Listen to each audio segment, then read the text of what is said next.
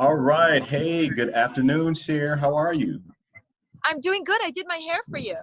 I, well, you didn't need to because you're gorgeous, whether your hair is done or not. But thank you very much. I'm so happy that you're here and that we get to connect.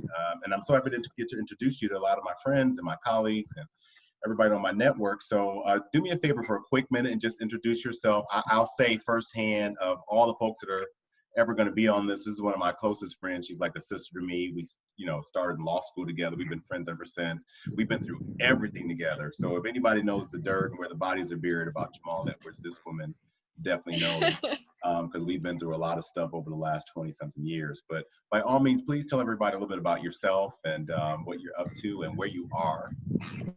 Sure, no problem. Well, so my name is Shermin Kruse, but everyone calls me Sher. My claim to fame is that I'm Jamal's friend. That is that's a good starting point. That I've had the privilege and honor of being in your life for as long as I have. I think we met in the year 2000, so it's been 2 decades now, 2 solid decades of friendship. And I don't say that lightly. I really don't. I think that you have these people in your life that inspire you to think big and to think differently and to think outside the box. And they change you and they define you. And, I know you want me to talk about myself. I'm not good at talking about myself. I really like this idea of us really focusing on right now more than ever, because I don't get to be with you. I don't get to hold you in my arms. I don't get to embrace you. I don't get to share a drink with you. And now more than ever, we really need to reflect on that and the meaning of that. And what is it that is at the core of our humanity? And how is it that we can recognize it? So I'd say really thank you for that 20 years of friendship. It's been a significant component of my being. Where am I right now? I am in the backwoods of Lexington, Virginia. I have 4 kids that I had to homeschool and still have to homeschool because public schools in the state of Illinois are all canceled. So we decided that we would homeschool in the backwoods of the countryside. We ended up in Tennessee first and now in Virginia. My only rule was that it was an easy drive, that we would picnic on the way so that we wouldn't really interface with anybody on the way, and we would be safe, and that there'd be lots of wild turkeys to chase and worms to dig up and lots of grass where we could do our Shakespeare lessons from. So right now I'm in the home of my children's great grandparents in Lexington, Virginia, overlooking the Blue Ridge Mountains. Gorgeous. It's gorgeous. And, of course, I mean, having been friends with you so long, I know your whole family, and so I know how much it means to you. I know how much it means to your mother-in-law, Vicky, to be, for you even to be close to her right now, and her grandkids to be close to her, because I know how much she adores them. And so, it just makes me happy and smile to see you're doing this, because one of the challenges that all of us are having right now with this coronavirus experience, particularly those of us that are parents, is how do we parent through a pandemic? There's no handbook on parenting, period, but there's surely, if there were one, there is no chapter on parenting through a pandemic. There true. just isn't, because we haven't had one in 100 years. So it's true.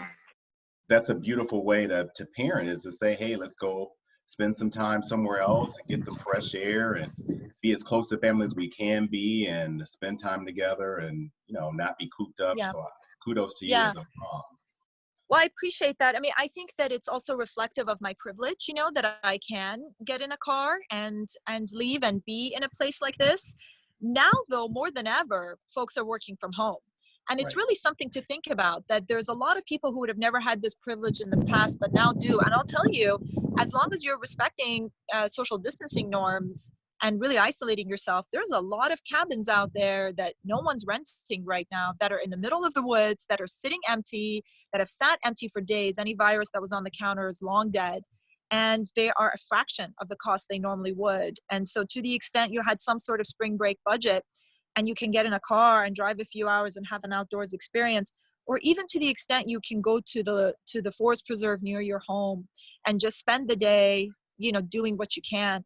Having said that, again, I fully recognize this is a privilege. There's plenty of people out there that have to stock the grocery shelves for the food that me and my family consume. And then there are also a lot of single parents out there that have to log in their hours at work or they're going to lose their jobs. Even online, they have to log in their hours.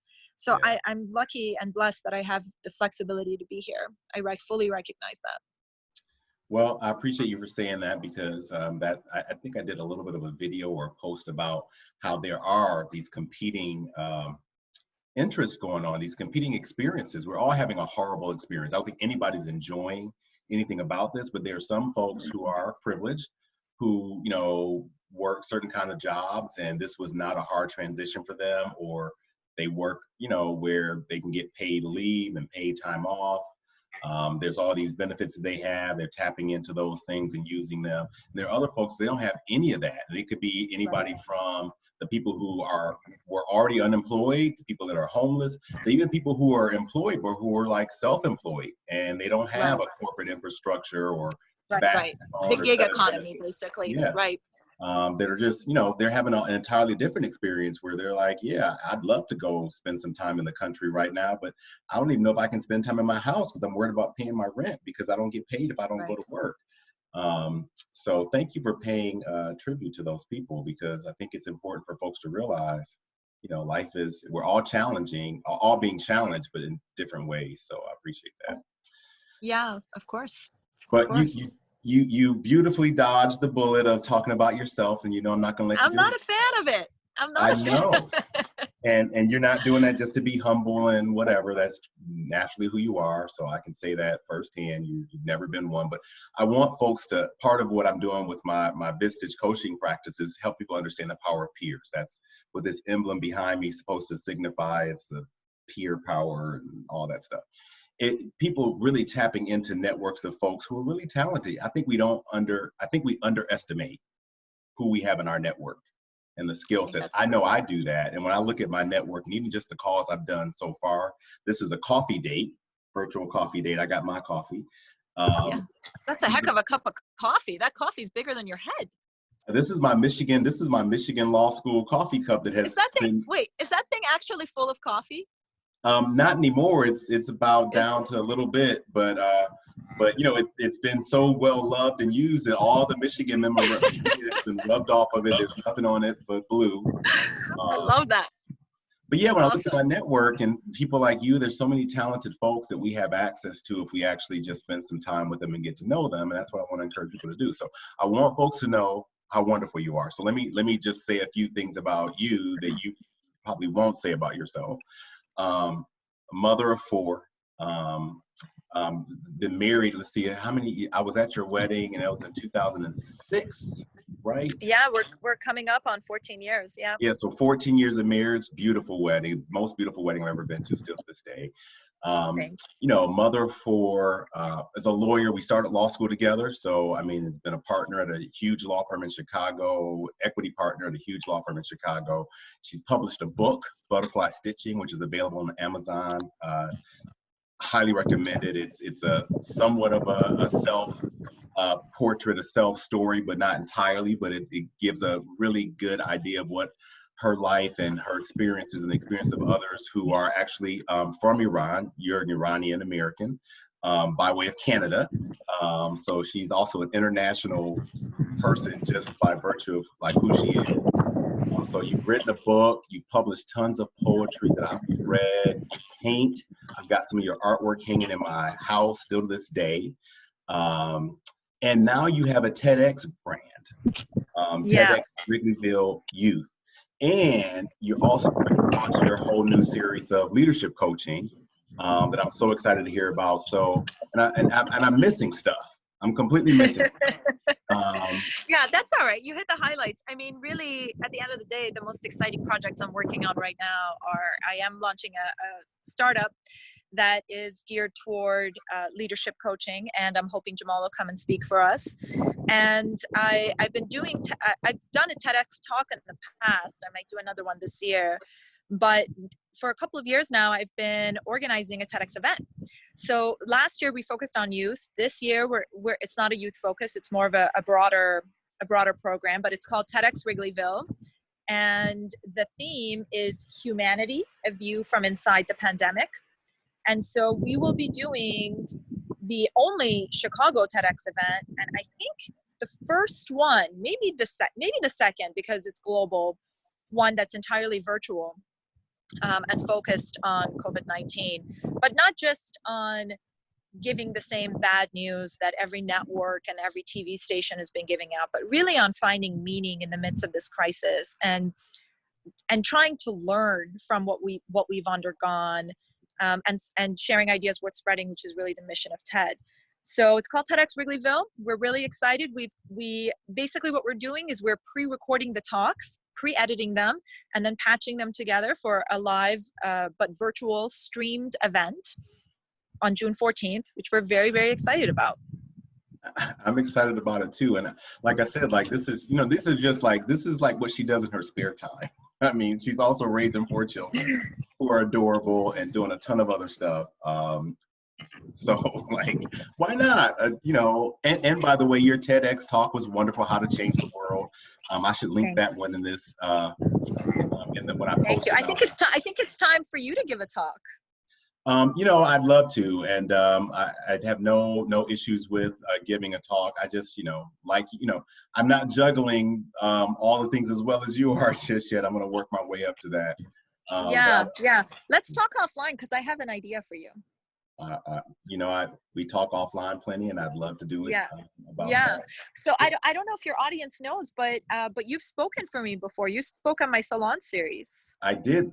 Again, I glossed over a lot of stuff. You've also hosted this, which was an amazing experience, and I'd love for folks to know more about that. You kind of went back to like the Renaissance time of saying, let's like host these insightful, meaningful, collaborative, but wrapped in love, happiness, and joy, and family and friendship events, like in your home, like kind of like the old school parlor where everybody's in your home in the parlor room, and we're talking about everything from, we talked about sexuality and spirituality to God, I can't remember all the different topics that you covered. Immigration, to weaponized drones, to quantum mechanics. But yeah, the one you spoke at, so remember, we had a pianist, we had a jazz singer, we had an absinthe fountain, and you were speaking, that particular conversation was about the sexuality and spirituality, as you said, and you were so wonderful. You were such an incredible speaker. I don't know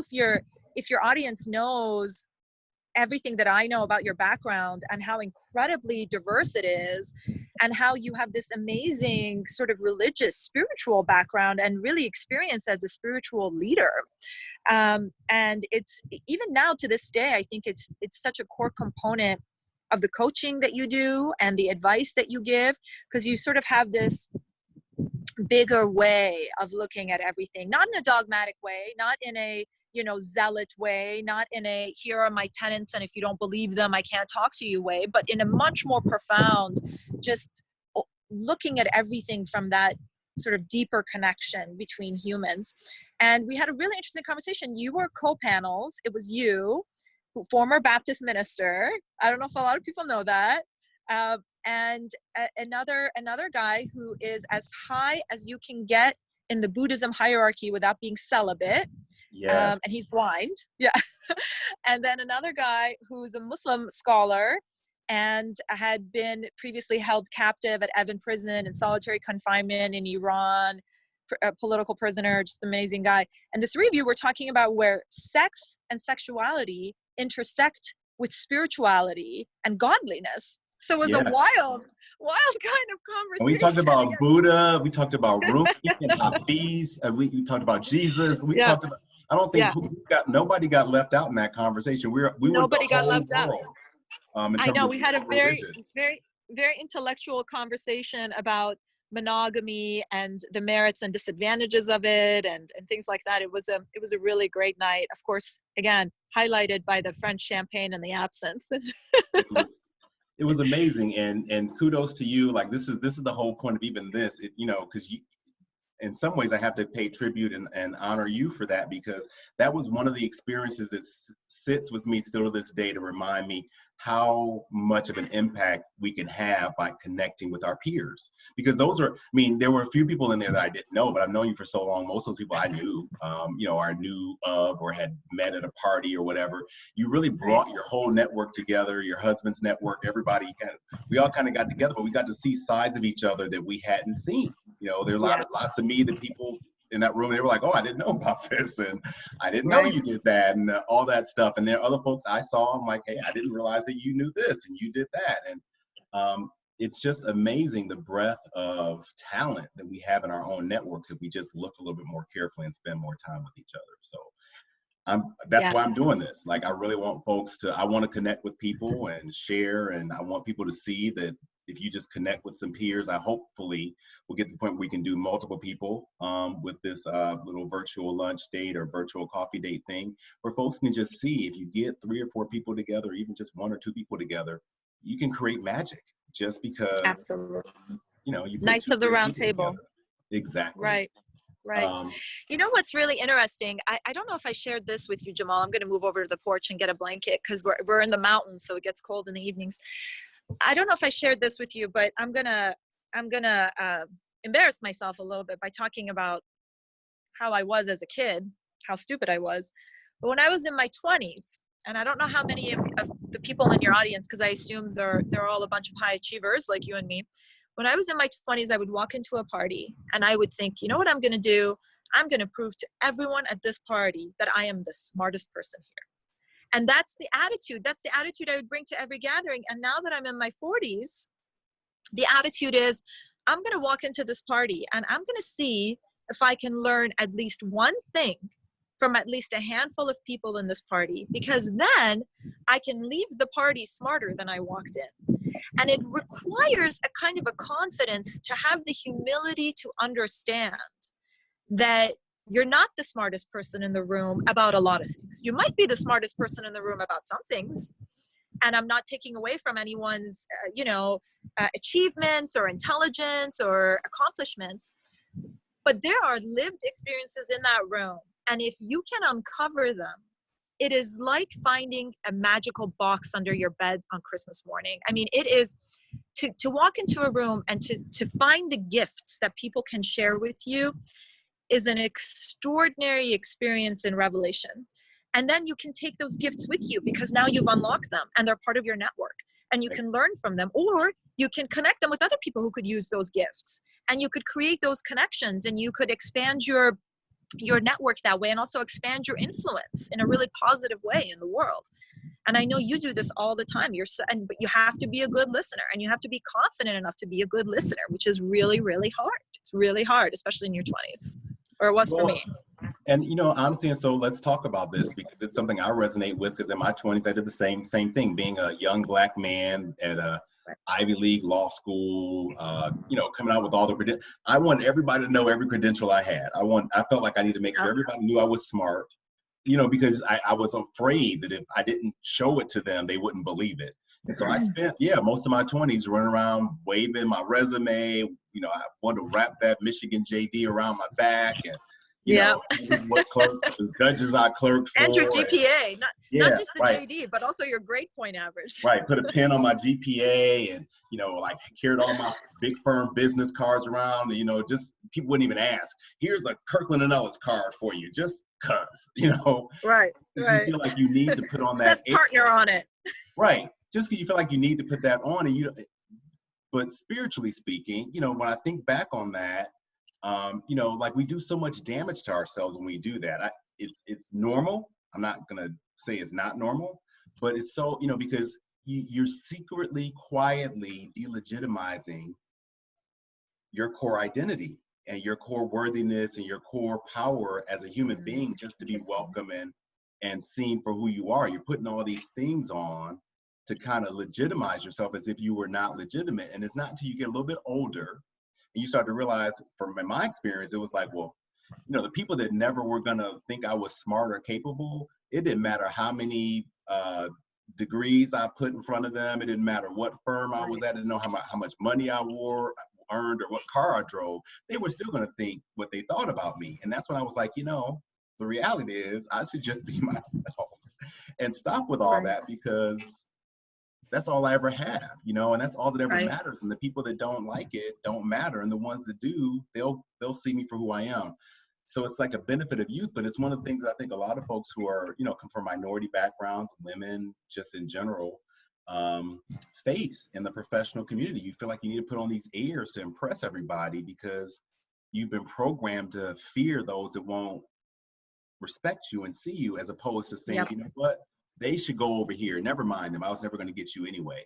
But you, like you'd have been my friend regardless. We met in law school. We didn't have nothing, you know, like we That's didn't true. have, we didn't have We were both. anything but some tea and some books. Yeah, I know, and lots of debt. Yeah, lots of debt, like, you know, dreams, hopes, whatever, you know, we could carry on Right. the conversation, but we didn't have nothing. We just believed and liked each other just because of who we were. And those are the folks, those are the relationships that still matter to me to this day. And those other folks, I was wrapping myself in my JD cloth and passing out Right. business cards to. I don't even know who they are anymore. And half of them want to come work for me now. I don't. It doesn't matter. Absolutely. You know, so. Absolutely. And I think it's so important for folks listening to you. You know, you're not saying don't go into a business meeting confident about your capabilities or speaking about your accomplishments. You should lean in, you should do all of that. But what we're talking about is if you want to build those relationships that really become a gift to you in your life, you've got to first find that confidence to be comfortable with who you are. And that's what gives you the confidence to look for the gifts in those around you, which is what you need to grow. And the reality is it doesn't matter. I think the world of you. It doesn't matter how amazing you are, because 5 years from now, you better be a lot more amazing than you are today, or you haven't grown at all. And Right. so then when you think about all the amazingness that is left to capture within yourself, that is inspiring and encouraging, but also really humbling, you know? But, you Yeah. know, you're right. I mean, but it starts with this whole core believing in yourself, which, you know, when you lean into that, in some ways, yeah, you prepare, you work hard and whatever, but you got to have that internal belief in myself. You've seen this, I think you've even said this. I know one of our other friends says it all the time. You know, when I go to court, I succeed a lot in court, often on my merits. I think I present good merits. We work together. We put some good cases together and good arguments together. But a lot of it is the confidence of my voice. A lot of it is because, Right. for whatever reason, when I speak, So true. judges are just like, okay, you know, but that's because inside of me, I already know I prepared. I know I'm smart. I know I've put together a good case. So when I walk in and open my mouth, I'm not timid about what I have to say, because I know in here that I'm doing the right thing, that I'm ready and I'm prepared. I don't care if the Yeah. judge likes me or doesn't like me. I'm gonna stand for my truth. But it starts in here, and I think so often we get to this point where we build that based upon what's out here, and then we try to bring it in. I think you have to build it in here and then take it out. I think that's really, really good advice. And I really hope, you know, that people know what a good orator and speaker you are. You are absolutely amazing. You really resonate. I mean, I haven't really looked at the details of what your leadership coaching consists of.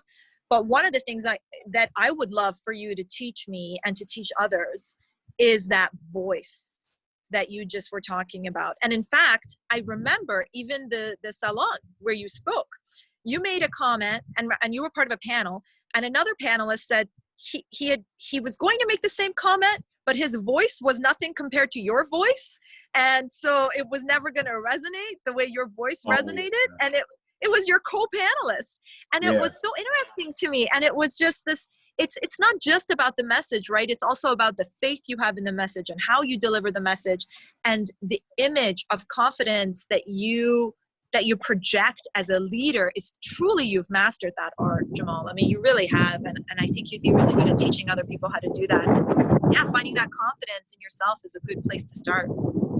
Well, I appreciate that. And obviously, you know, iron sharpens iron, as they say, because I could say the same thing for you, who I can remember arguing the TRO hearing while you were 8 months pregnant against one of the largest law firms in Chicago. And Yeah, that was as fun. the judge described it, these are the judge's words, people, Mongol horde of lawyers. They showed up with so many On lawyers. the other side. On the other side. Right. The other we side. Won't name the law firm.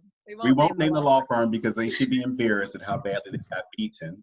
But literally, the judge said, you showed up with a Mongol horde of lawyers, and these two people, she was 8 months pregnant, took them out like 3 or 4 times in a row. They kept trying to get it reversed and changed, and every time, boom, boom, boom. Failed. So iron truly sharpens iron, which again is the whole point of having these really strong peer connections, because you know, working with somebody like you like I couldn't, you know, the part that I did play in that, I couldn't come in there not prepared. I couldn't come in there not knowing what I was talking about. I mean, look at who I'm sitting next to and how you presented yourself. And I'm sure you put on a good performance and did a great job because you knew that you were working with me. And it made us, you know, a really good team. And I think that's the power of peers, having people that kind of inspire you and make you grow, as opposed to the folks who push you away. Oh my God, it's Uncle Stewart. We're recording. It's a podcast. Oh, sorry. It's okay. Speak of another incredibly accomplished person. I guess he's going on a run. He's going on a run. You know, since you've introduced yourself, stronger in the social distancing. Since you've introduced yourself, Stewart, I'm gonna hit you up too. Is Stewart allowed to show his abs when he introduces himself? No, thank you. Didn't know I was on a podcast. Stewart Kruse, Shermin Kruse's husband, and her often plus one. We actually, I will send you an invitation too, because we should talk as well. That'd be great. Yeah, Sounds Stewart great. is also a TED speaker and an amazing father and a great husband. And He's he a good guy. runs an investment firm. You know, that he does that. Actually, It's interesting, Jamal, because Stewart is an amazing advisor and a terrible salesperson. And it's times like this where people really need the advice of intelligent people who care about their clients and don't sell them a line just to make a buck or two.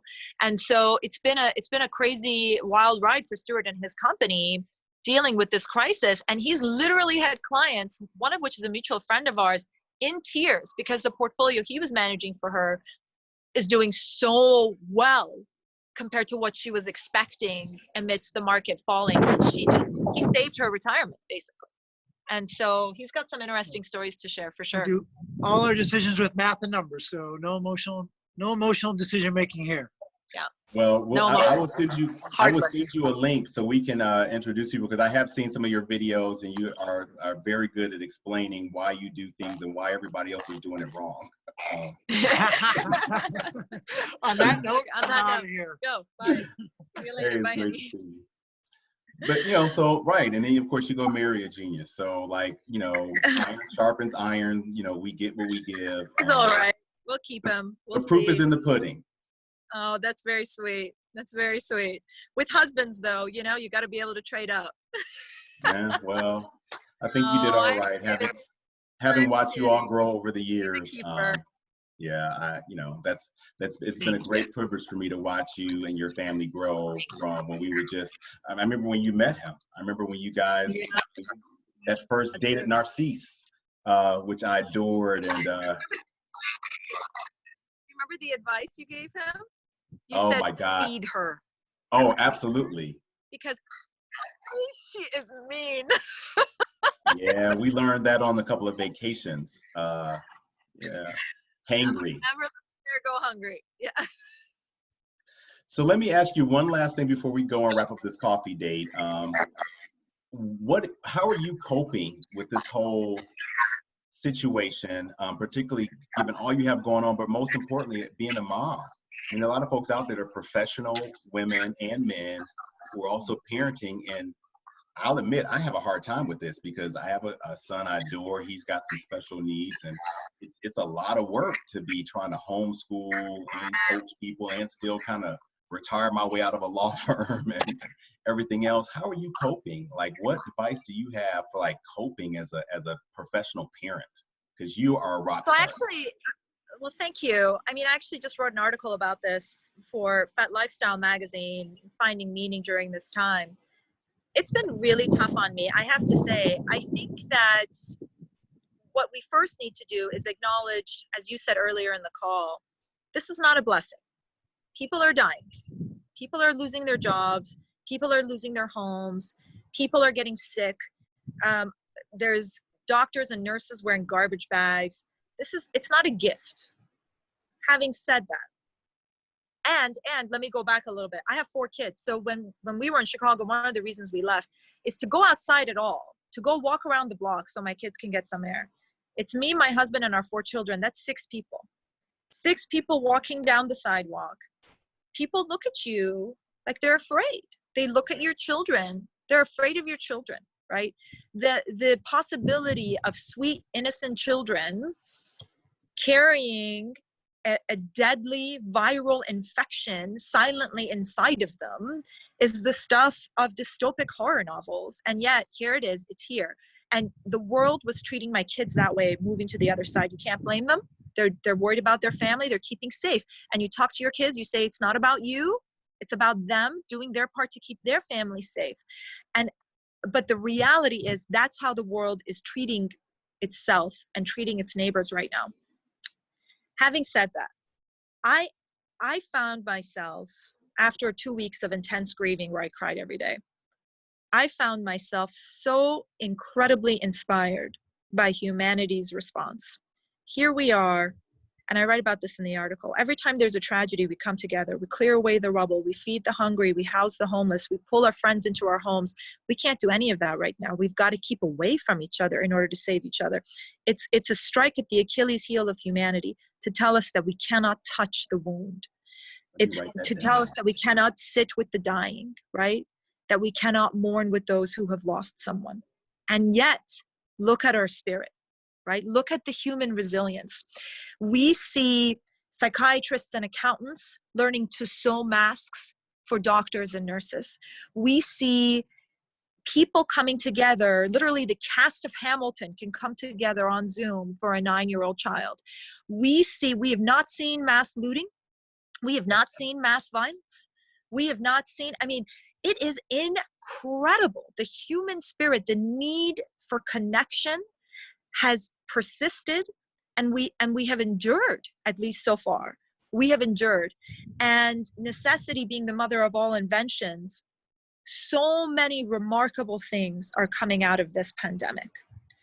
And chief among those might be our recognition that this connection, this connectivity, is really what at the end of the day is our humanity.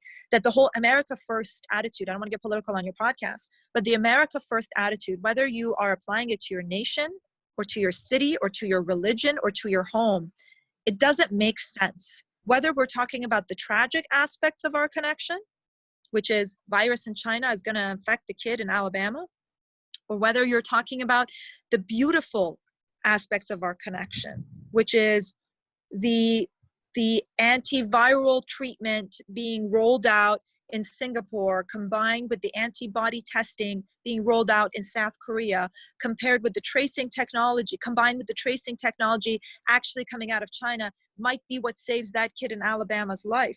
This is the world. This is where we live, and this connection is what forms the core of our humanity. And I am inspired by the opportunity that this pause, this slowdown has provided for us all to reevaluate that connection and to really think about how it is that we can experience it in a beautiful way and acknowledge it and understand that there's no shutting it off. There's no closing down borders, no matter how much you try. That we are, whether you believe in it or not, we are children of the same human or the same deity or the same God or the same Allah, regardless of where that origination lies. We are all part of that.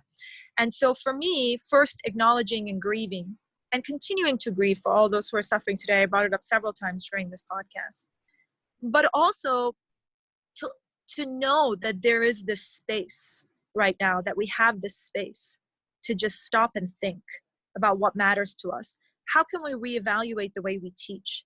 How can we reevaluate our healthcare system? How can we reevaluate our entire gig economic model? How do we reevaluate how we provide sick leave to employees? This has provided us an opportunity to consider these questions outside of the political context. And in some ways, I think that's extraordinary. As a mother, I have been privileged to have the flexibility to be able to homeschool my kids. As I said, there's a lot of moms who don't have that chance.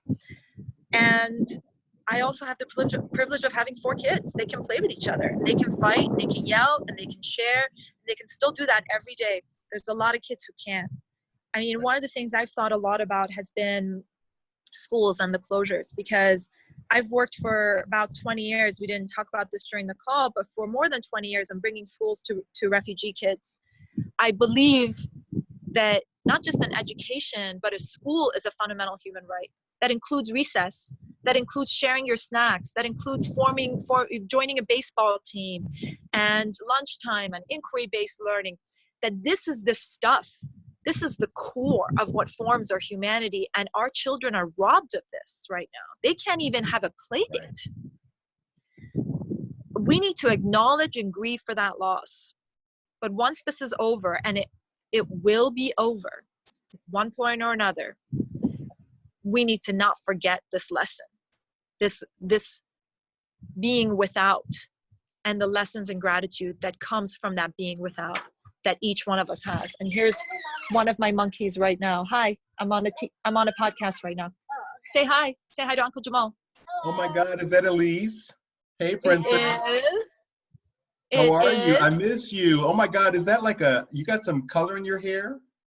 He went purple a while back, now it's fading. All right. You look good as usual. It's a good indication that, yes, you may. It's a good indication that I probably need to get going. Well, I think that is great, and I just want to emphasize, I love how how you acknowledge that this is not a blessing, but there is meaning to be found in it nonetheless. And I think I talked about this on something else. I don't know if it was on one of these, whatever. David Kessler, who actually just did a segment on one of Brene Brown's, her new podcast. He is the guy that actually coined the 6th stage of grief, because there's 5 stages. The 6th stage being meaning. And he was confronted with the question around, well, am I supposed to look at these bad things as a blessing? I'm supposed to be like grateful and have gratitude. He's like, the gratitude, because he had lost his son. He's like, the gratitude isn't in losing my son. I'd love to have my son back. But I have gratitude for the meaning that came out of that experience, the things that helped me grow. And I think sometimes people have a hard time with the, self-help, metaphysical, yada, yada, whatever you want to call it, where folks are like, oh, be grateful for everything. You can find gratitude in everything. It doesn't mean you have to be grateful for the loss and the pain. Absolutely. You still need to acknowledge the tragedy. Right. Right. You acknowledge that this is not great. This is horrible. It sucks. Right. But there is something beautiful that's coming out of it that we can be grateful for, even though we can still say this sucks and this is horrible. And as parents who are homeschooling kids who are, suffering right now because they don't get to play with their friends and do the little social activity you should do, it sucks. But there is a blessing in the fact that I'm getting to build a little bit of a different bond with my son right now as well. They're not mutually. Yeah, absolutely. So I love that you covered that. Thank you so much. Oh, it's my pleasure. It's my pleasure. Thank you so much for having me on. It was so nice to speak with you and to connect with your audience. Well, it's nice to speak to you, and I'm looking forward to our next conversation about this idea you have for me, because you always have such great ideas. I do. I have an idea. You all stay tuned for that, because usually when Sher gives me an idea, I run with it because I trust her, and she's never steered me wrong to this day. So something tells me something's coming, but I'm gonna let you go so you can go spend time with your kids. Give them all a hug and a kiss from Uncle Jamal. Tell them Quinn misses them. I will. I will. That's very sweet. Please give Quinn a hug and a kiss from me as well. I absolutely will. He'll be so happy to hear from you. All right, sweetheart. And I'll see you later, beautiful. I love you. See you later. Bye, honey. Love you.